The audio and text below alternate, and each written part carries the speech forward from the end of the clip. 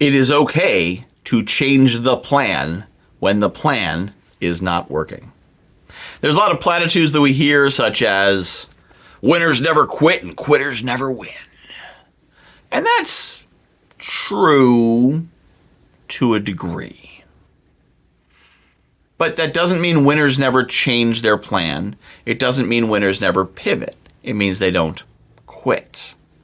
I've been in my business for 5-6 years now. Is it 5 years? Yeah, 5 years now. A little over 5. You don't want to hear the math. I've been in my business for a little over 5 years now. And I have not quit. I have pivoted so much you will think I am dancing some sort of South American tango thing. My business has been coaching. My business has been event planning. It has been being a connector. It has been running communities. It has been creating content. It has been promoting partners.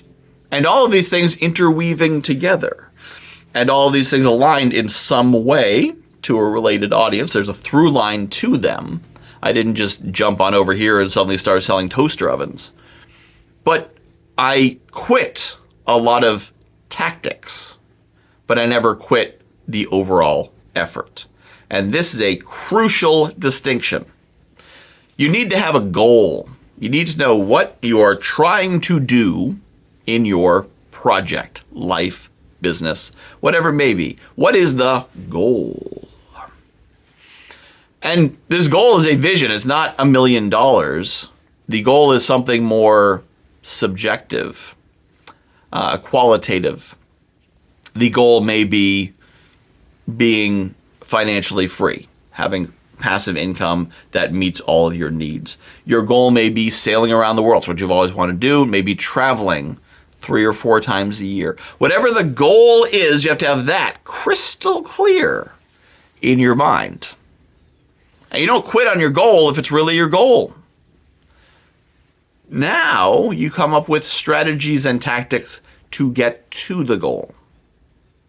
And maybe you start by saying, oh, I'll do a drop shipping business. Drop shipping business will generate me passive income, which will allow me to travel the world. And you do it for 9 months.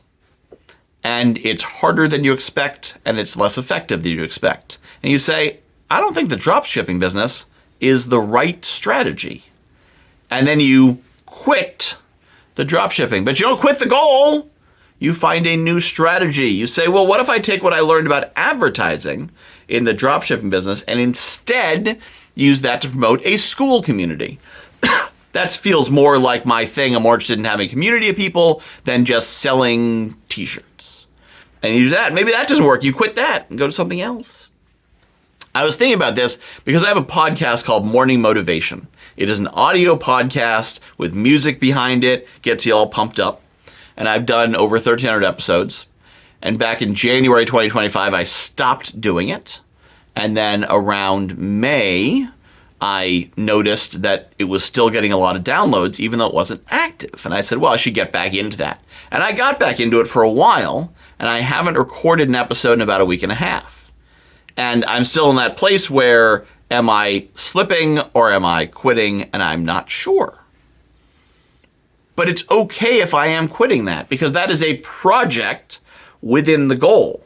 The question is not, should I do morning motivation? The question is, does morning motivation serve the greater goal?